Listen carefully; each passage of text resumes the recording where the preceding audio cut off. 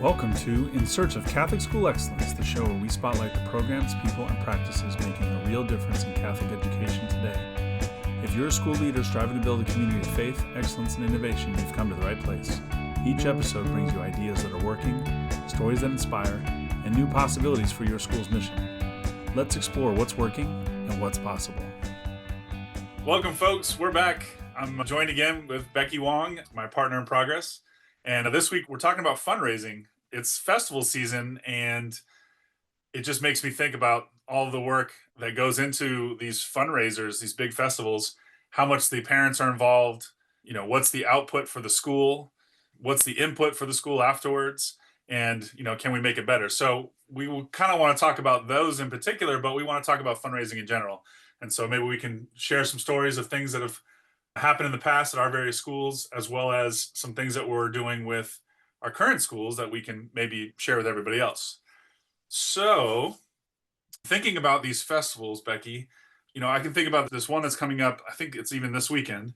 And, it's a big 2-day thing. They've got lots of booths. The parents are in charge of manning the booth.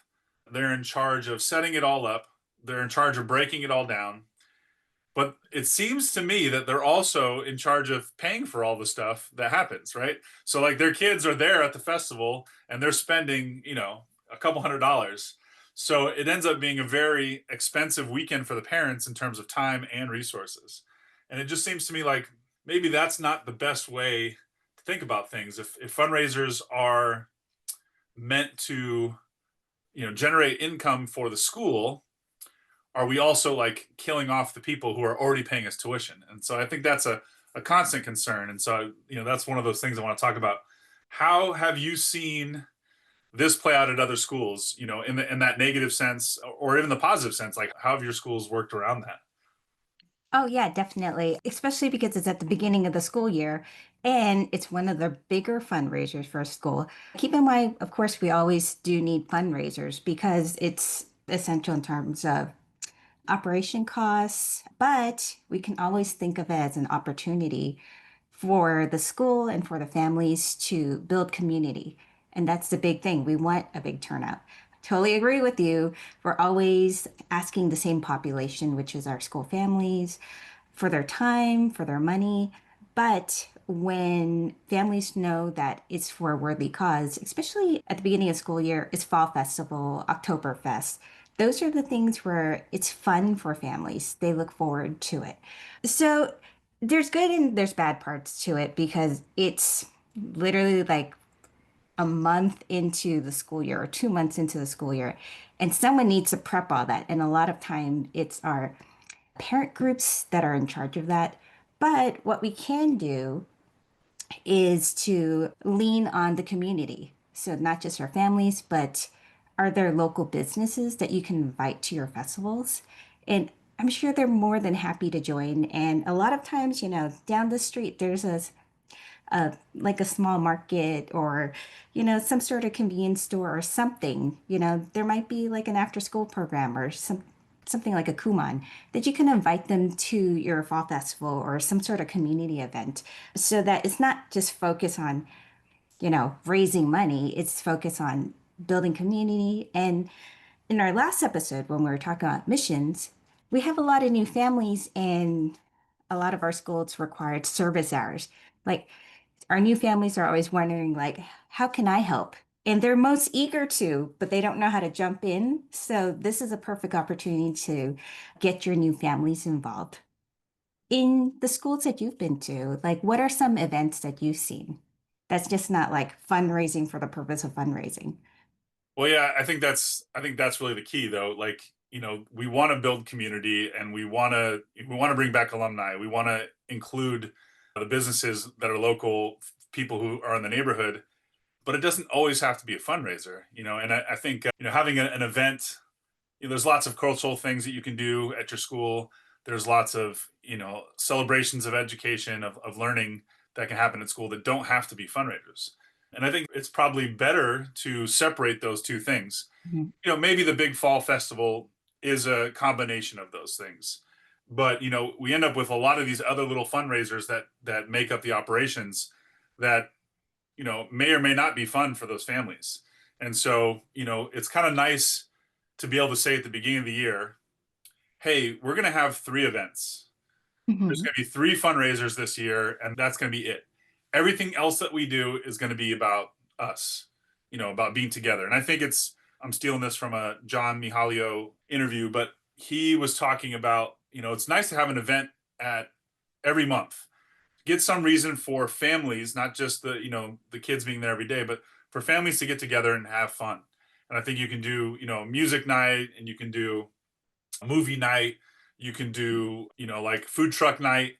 And, there's obviously going to be a component of that could be a fundraiser, but the main focus of it is not to drive that funds. You've got those big events, you've got your fall festival, you've got your black and white, ball type thing in the spring, and maybe you've got one more thing, whether that be like, it was gift wrap back in the day, or the cookies, or Or whatever candy it is. bars. Yeah. Remember Yeah. everyone hauling 2 boxes of candy bars home?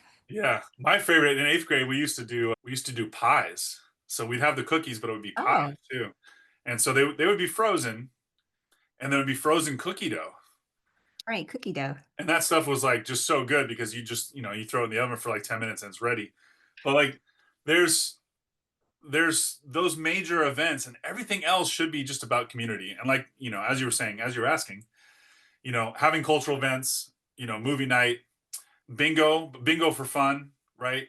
Mhm. Whether you make that a free event or you charge, like $5 admission, and you get people just to donate stuff so the kids can pull off.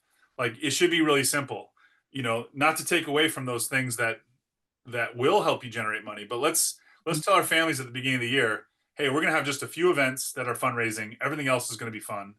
Mhm. Let's find sponsors for those other events so that we're not losing money on them. But let's make a focus that we're going to invite our families back for something fun. That's how you're going to build the culture, and that's where you can invite alumni, and that's where you can invite the community.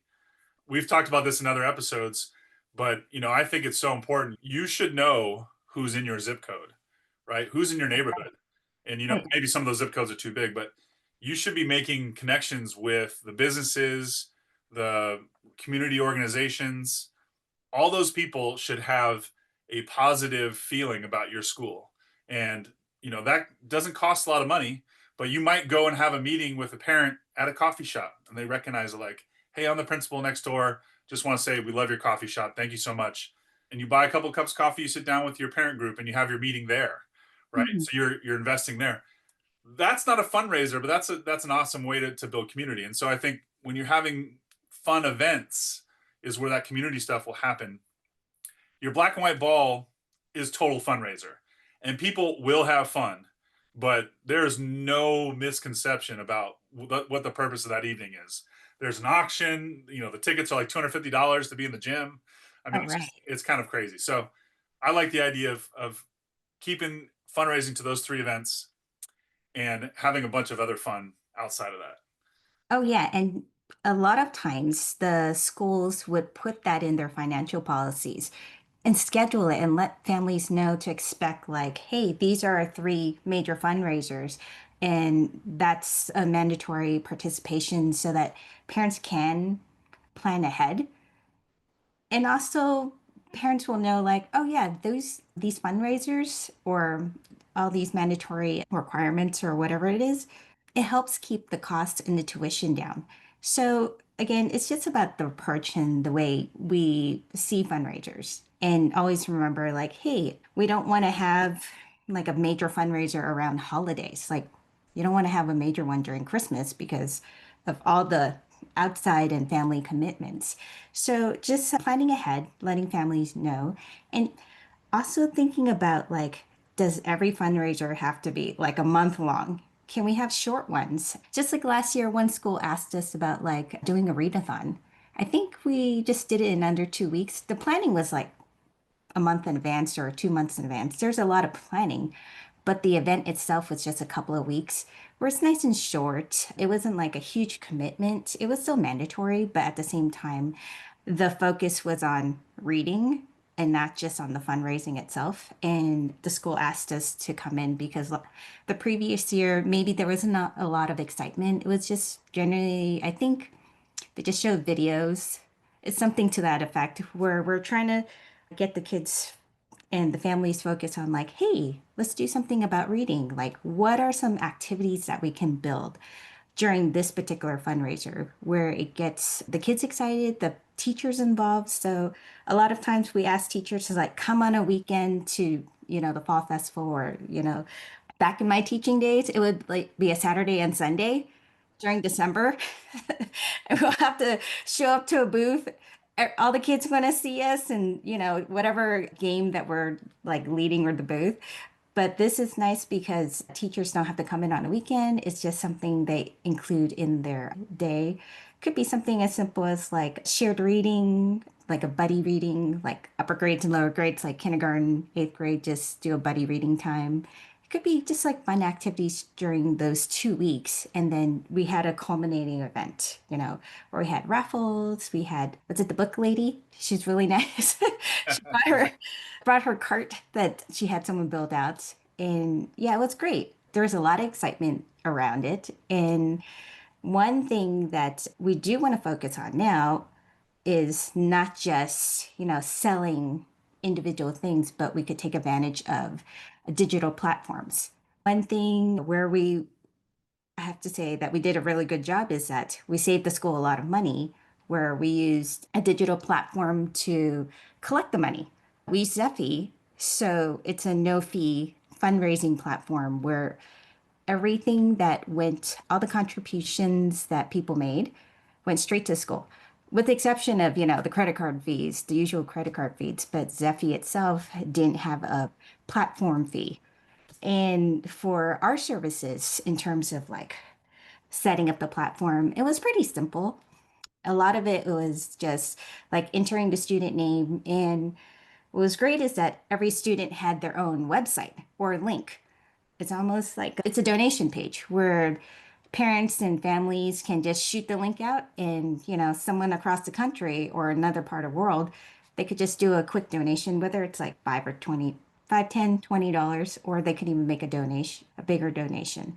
So those are some things where it's like, oh, pretty simple to do.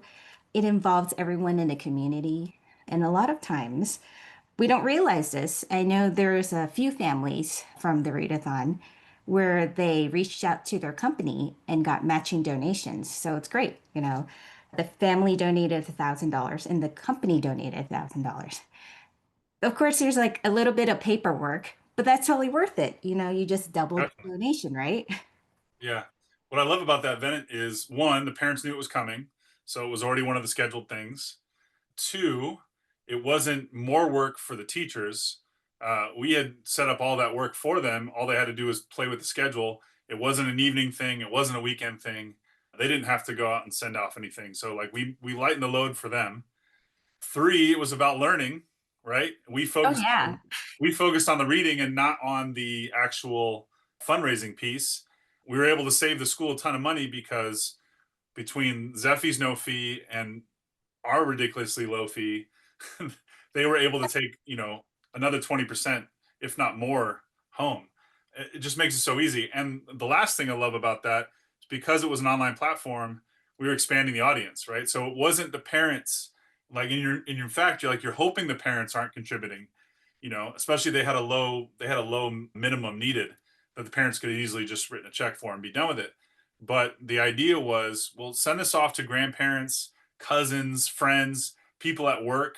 And if you expand that audience, let them contribute. And maybe you're not hitting those people up from the family perspective. They weren't hitting up the same people for everything all the time, right? Like you're going to go hit your work folks up with the chocolate sale differently than you would for the readathon, right? And so I think that was a great thing because if we can expand the audience and not hit our own families, they can find another place to find that money. That's all the better. Now, if the family contributes and they get like, six other things or other people involved, then everybody wins, right? We can make a lot more money. The school was saving a ton. I mean, I can't even remember how much it was, but it was something like they were being charged by the company between all the fees. 55% of the fundraising went to the company. the school kept 45%. And we got that back down to like they kept 85%. So I thought that was just a win all around. Not to mention how much fun did we have with the reading program? Oh, yes. I think the hard part was like picking the prizes where it was like relevant to the event itself. And I gave the principal a menu of activities, and they just chose during a faculty meeting, like, oh, yeah, we want to do these activities. And we got the librarian involved. And it was great because I know with some fundraising companies, they'll charge you for the t-shirts and whatnot. So the librarian knew someone who made t-shirts for pretty cheap. So on the last day, every student received a t-shirt and it was designed by a student and we made that a contest. So that was like a lot of fun even for us.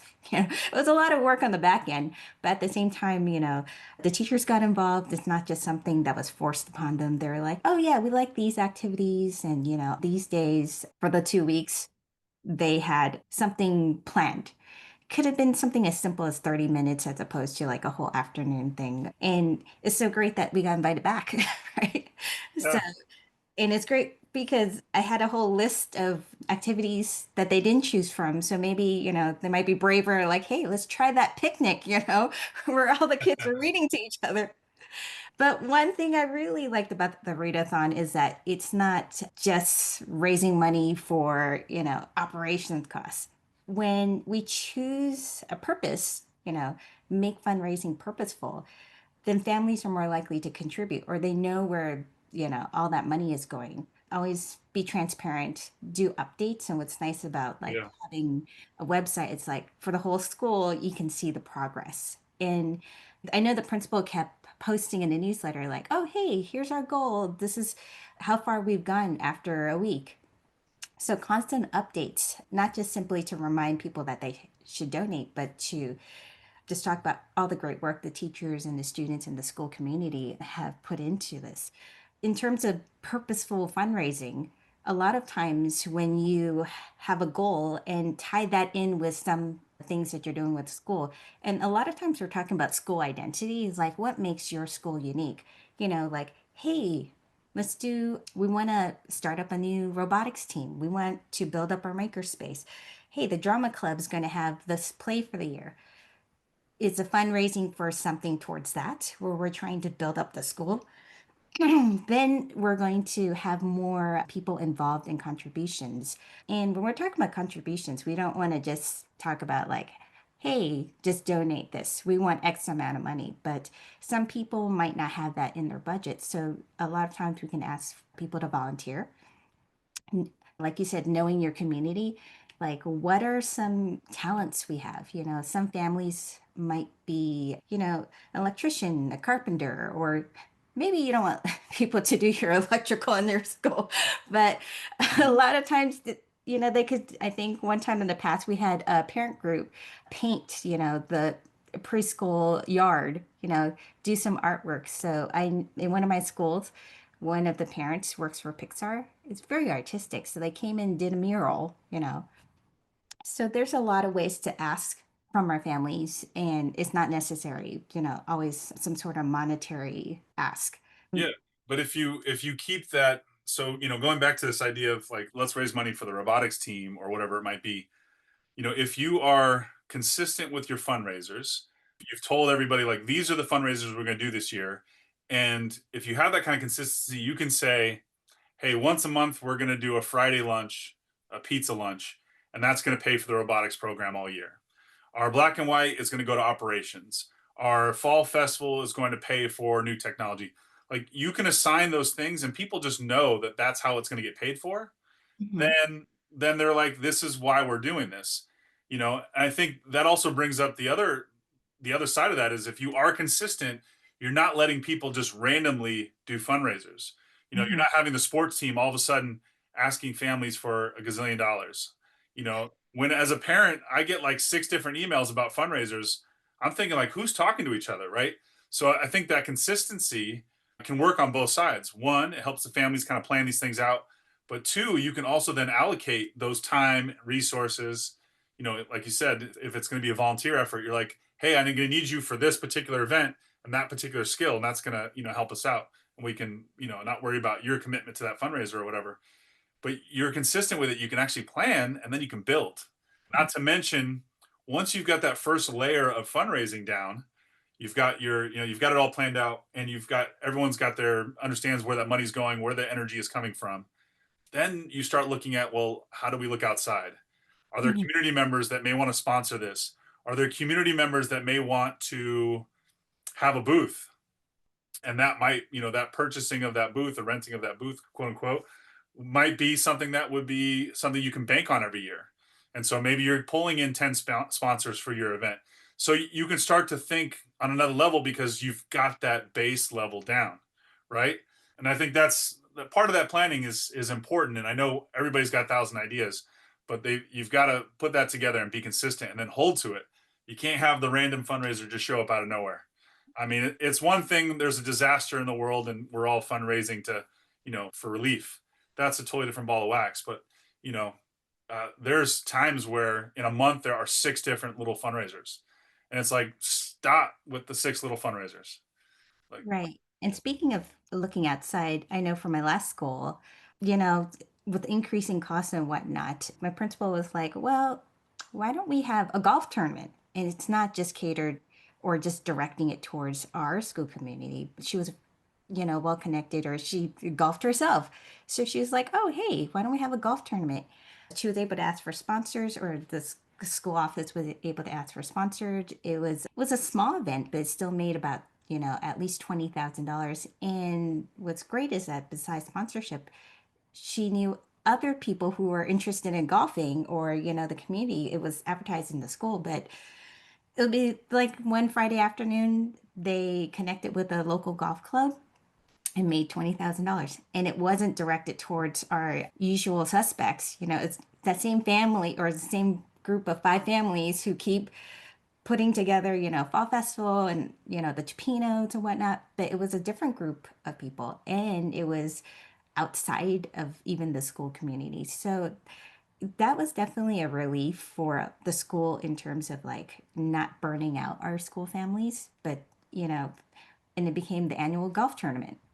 And I know a lot of schools, or the principals talk, and they're like, oh, yeah, we should start that too. Because, just look at your school population or just the community around you. Like, what's popular? We should have a pickleball tournament or something like that, right? right. Yeah. Just And I whatever's think fun. you can incentivize the families too and say, golf is a perfect example where you typically go out with a foursome. So it's like, if you can get 3 other people to pay, like, here's your team fee, get Hmm. 3 other people to pay, your ticket's free, like, as the parent. Like, you've bought in, you spent 10 grand at our school, you're getting a ticket to the golf tournament, but your foursome needs to come up with whatever that fee is. And then they call their 3 buddies, and they can get it that way. And I think, if you find ways to, lay those things out ahead of time, then people are pretty creative themselves. And it makes a big difference where they are having fun, and you are going to make some money, but it's not like, this weekend's the golf tournament, next weekend's the bocce tournament, the next weekend is the pickleball tournament. Like, you're hammering people. You know, one of those things is, folks raising tuition. We have this participating, non-participating, and it's, I understand that some families don't are working or whatever it might be, and they want to pay it off, but it's such a negative one, because they're just going to pay their right and not fundraise at all and never participate in anything. But then Right. two, it's like, you've also said, basically, we just need like $1,000 more from everybody, and then, like, we don't need to worry about all this. So that at that point, you're kind of like, hey, families, what if we did this? How about Uh-huh. we all just have, $1,000 more a year? I know that's hard, but then we're not going to ask for any fundraisers. We'll plan events and we'll have fun, but we're not going to do any fundraising, and just, you can put that up. And I wonder what people would do. Would they then go look at another school and be like, oh, I don't have to pay that $1,000. I just have to work at a couple festivals, like, I don't know. I'd be curious at, like, with if certain communities, if they would go for something like that. But I think it would be worthwhile to say, let's separate these two things. Can we Right. separate the fundraisers from the fun? Not to say that we can't have fun during a fundraiser, but, like, let's just make sure that there's a distinction, Mhm. and that we're building community that actually wants to participate in those fundraisers, as opposed to, like, dragging people through the mud all the time. And then can we do it more efficiently so we can actually make some money. I really worry about some of these things. I know there's a couple festivals that are happening, you know, outside of this weekend, and like it's going to be a lot of work and not a lot of money. Whereas, if you had an advancement director at your school and they made 3 phone calls, they could get the exact same amount of money with 3 phone calls to donors or larger corporation type situations. So then why are we doing this fundraiser, right? And Right. so you might say, well, we have to do it because it's a community thing. Okay, well, that's fine. Right. Then let's not kill our families in the process of coming up with 40 grand. you Hmm. know let's we'll have a good event, we can come up with the 40 grand, that's all fine and dandy, but let's try to make this as simple on everybody as possible. So I think it's, the message gets lost in what we're doing and how we're doing it, and everything is, to try to make the budget work out. Of course, everybody understands it's hard to run a school, Hmm. but we just got to be a little bit more deliberate about it, a lot more transparent about it, communicate what it is. And I think if we can, you know, limit those things to what we've already said at the beginning of the year and not try to nickel and dime people along the way, I think they'll be a lot happier.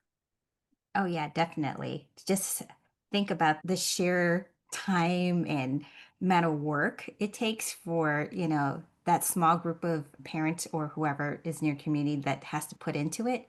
Like with everything else, the festival might be like a day, two, but they were planning months in advance, it's like, is the what you're raising, equates to the amount of time you put into it, as opposed to like, maybe we need to raise tuition by like $500 this year. You know, when you pose it that way, parents might go, oh, yeah, maybe we should just increase it by $500 and just have the festival for fun, and not have the focus of like, we have to make X number of dollars. I ran into a principal at one of our schools like a couple of weeks ago, and their festival was really successful. In fact, it made, you know, I believe like $20,000 more than the previous year. What she said to me was like, "Oh yeah, we did really well. Maybe another fundraiser later in the year doesn't have to be focused on, making money, but is just for fun." And she was saying like, "Why don't we just have fundraisers and put the fun back into it?" You know, Yeah. there's no pressure to like say, "Oh no, we depend on that, second fundraiser." But she was like, "Oh yeah, maybe we can evaluate and just make it, focus more student centered or family centered." And I was like, that is so refreshing to hear that, you know, and just evaluate your fundraiser in itself, and think about like, oh yeah, maybe not just like force everyone to do those catalog sales or seize candy, or, those can also become like optional events, or just focus on like, I think you had me visit one of the schools and you invited me, and I was like, oh wow, this is like a really cool art show, art STEM show. And there's no pressure to buy anything. You're just there to look Right. at the student artwork, and it was great because the students were next to their booths talking about their activities or whatever they created, or their painting, and you could see a teacher just directing and helping the kids out. And it's like, it was so nice to go somewhere where we're not pressured to spend money, but to really focus on the kids. Yeah. Yeah. And I think there's lots of opportunities for things like, we talked to one school recently where they have volleyball or basketball, whatever it is, on a Friday night, where Mhm. they invite food trucks and the food trucks give them a kickback. But Oh like, yeah. people are already coming to the game, and what they're doing is they're just hanging out and cheering on the other games, right? There's food outside. Nobody's required to buy anything. It's there, but like everybody's hanging out having a good time. The school is still making a little bit of money, not a Uh-huh. ton, but and they have nothing to do with it. There's no labor, right? They opened up the parking lot, had the trucks drive in. They didn't even put out chairs. They're like, go sit on the bench. But like, it's you're taking advantage of a school event, and you're just enhancing it a little bit. You can still make money in those little small ways without taxing those same people. Now, granted, it is the same people, but they're not required to buy. You didn't say like, hey, come down and spend all your money on Friday night because we have food trucks. It's like, the food trucks are gonna be at the game. Right. We hope you'll stick around. We're gonna have, and like, one of the smallest things you could do after these games, if you have that situation, And this school has that kind of, the gym is right off the parking lot. So like they can bring the food trucks in, and then you Mhm. can open up like they have a kitchen right off there. Like buying tubs of ice cream is very inexpensive. But like you, Oh, after the kids game, like you can hand out ice cream to the kids who play. Like it it's really inexpensive to be able to make that, and they're probably making, you know, $1,500 out of doing no work oh, that's huge. every weekend. You got sports all the whole time. So there's, I know we're talking about not trying to tax folks, but Mhm. there's lots of ways to make money as a school without having to you know hammer hammer your families over and over again. And like that's something they're going to do on a Friday night anyway.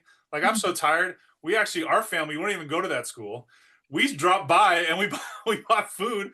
We For watched. dinner, right? We dropped in and watched part of the game because it was like, I don't have to cook. I don't have to like figure out anything. I'm supporting the school by buying the food there. Like it was a total win-win. And I think that's, you're having a lot of fun, and you're doing these things at the same time. So I think there's more than one ways to skin a cat, as they say. And I think hopefully people will be able to take advantage of some of these other ideas. Before we wrap up, I do want to talk about some of the things that we use on the tech side, Mhm. just because I think it's so important for folks to think about how they do their fundraising. In one sense, you could take a fundraiser like a festival and you could hire somebody out to go run the whole festival so your families can just have fun, and they can spend their money or not spend their money, but it doesn't become a huge thing. Sometimes the outsourcing makes sense, especially if you can get the same amount that you're normally used to getting, and or maybe even a little bit more because they're more efficient. But sometimes you might want to look at these, and I don't want to kill anybody's business model, but a lot of times with like the chocolate stuff, I mean, like it's just, they're taking such a big cut of the pie. The school Mhm. should be getting 75+% out of every fundraiser, and it really should be more about the school. These folks are making way too much money off of this. So when you use a platform like Zephy, or you work with a local group, or you can find other ways to save money on the cost of the event, you can then make a whole lot more. And that's, if a school is going to make $60,000 off a fundraiser, and they normally, or if the fundraiser generates 100 grand, let's just keep numbers easy, and normally they get to keep 60, all of a sudden they get to keep 75, 15 grand more is huge, and sometimes you A can see, student, right? yeah, that's like getting a new student, right? So it's huge when you think about these things. So we mentioned Zephy as an online, they can take donations of all sorts of ways, and so there are lots of different ways to do it. Whether you're running a online website type of thon, just collecting donations, subscription donations, those types of things. And then obviously everyone knows about Square and how the fees are relatively low. Everybody knows how to use it. It's pretty easy. Maybe folks are using Venmo as a way of payment, but like using those payment platforms makes it really easy. You're not paying high fees in order to use them. What are some other things that you've seen at schools in terms of the technology that could help save some money?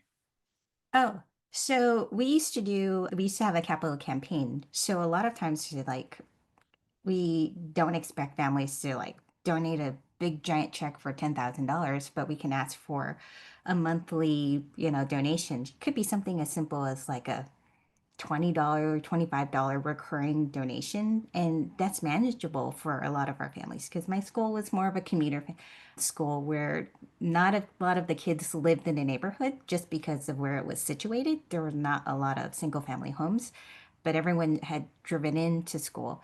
So, having something like that where it's just almost like a subscription base, just small, like 25, maybe even $50, or some families are able to give like $100 a month. That approach where it's not, like, hey, you need to turn in $250 or $500 for whatever the event is. And at the same time, you were talking about like, oh yeah, people who opt out or the non-participating. It allows families to give, but not, or to give, but what they can. And a lot of times you'll see this even in like parishes where the grandmas in the older generation, they're like, oh yeah, I don't mind donating, $10 a month to your school. Just simple things like that. I would say that those things add up. Yeah. But Well, in terms of technology, just having that stuff even on your school website and making it available. When we were talking about readathon, it was a 2-week event, but we kept the window open, to give people opportunity like, oh, hey, here's an extra week, And at the same time, it was nice that students who are close to the next tier of prizes, they were able to get that. They're like, oh no, I just need $20 more to get to the next tier to get whatever that prize is. So those are some little things that makes it more convenient for our families in terms of like participating and donating. Definitely take advantage of social media. It's all about word of mouth. Just being able to spread the word and just like having it go wide. How about you? What else have you seen? Well, I think those the things that we talked about I think are the basics, and I think there's some other companies out there. I mean, obviously there's things like Donors Choose, where teachers may want something for their classroom. Instead of having like a classroom fundraiser, they can put that out there, and maybe people will select from it. And I know that a rival to Zephy, I wouldn't say a rival, but another company that's up and coming is Give Butter. They also have low fees, and they haven't quite figured out everything, but I think those two companies are more agile than some of the bigger ones. Obviously there's 1,000 fundraising platforms out there, for your auctions. There's so many different things, but you want to maybe think about, do we want to spend money for a full featured thing, Mhm. or can we keep it simple and maybe save some of that money with some of these other things? And I think, especially what we've seen in Zephy over the last year, it's one, it's no fee, but two, the functionality is getting better and better and better. So, Mhm. maybe looking at some of these other platforms would be a good idea. And I think, just being really intentional about how you're doing it and not just, you know, having it fly by the seat of the pants. Another John Mihalio quote is, if your parent group is your fundraising group, you've made a mistake. You're not going to get as far as you want. So I think it's important that the parent group is part of that, building that community, and setting up a place that they feel is comfortable for their kids, so that they're sticking around for 9, 10 years. But we really want to think about how we're doing fundraising. One, can we not tax our families? Two, can we save money on the setup and the building of it? And then three, can we also have some fun things that aren't fundraisers? So Mhm. I think that's kind of the moral of our story today. Any final thoughts about any of this fundraising business? Oh, yes. So I think just three main points is just make sure your fundraising has a purpose, just is there a reason, what is the reason? Make sure there's clear communication, transparency is like the second thing. It's just like, hey, we're having this. Even if it's like a scheduled fundraiser, that three scheduled fundraiser, mandatory fundraiser, tell everyone what it's about. Are we raising money for books? We need to update our science series. It's something as simple as that, but it's very meaningful. Purpose, being transparent, and definitely diversify. Are we always asking the same people? How are we asking them? Are they committing time, having not just money, but just like volunteer? And there's one thing I was thinking about when we're talking about like outside vendors helping you run your fundraiser. With my daughter's school, we didn't have them run the fundraiser, but we had a crowd feed, which was super successful. But they just hired an auctioneer to run the silent auction, that one small part, so that their fee isn't 20, 30,000, but it's just one flat fee for their time, the 2, 3 hours, or maybe just the hour that they're running the silent auction or the live auction. It was actually the live auction, not the silent auction. But it was great because, you have a professional running the auction, getting everyone excited, they know what they're doing, as opposed to as that parent or the pressures, off on the principal to, Pull just this off. Yeah. right to MC the whole event. So, Yeah. And that's not what we're up. That's not what we got into education for. right. So those are like little things, don't hand off the whole event to somebody, but just like get someone who's really good at one thing and hire them to do that, like a DJ at an event, hired somebody for a small part of it. So that takes a lot of the pressure off of the parents too. How about you? Any last words? Any last words? I suppose, if anybody's listening to this and they're thinking about, well, how can I do this? We'd love to have a conversation with you and just talk through whatever, no charge there. Information's always free. But we'd love to, help you think about that, how you can save money, maybe do something a little bit different and maybe a little bit more intentional, and definitely help you out with the tech side of things. If we can help you set those things up, or at least give you a list of things that might work better for you, so you can make an educated choice with your parent group. I think that would be well worth the time. So I just want to thank Becky again for hanging out and talking about fundraising today. And we'll see you all on the next episode. Bye, everyone. Thanks for joining us on In Search of Catholic School Excellence. We hope you heard something inspiring or something you'd like to try at your own school.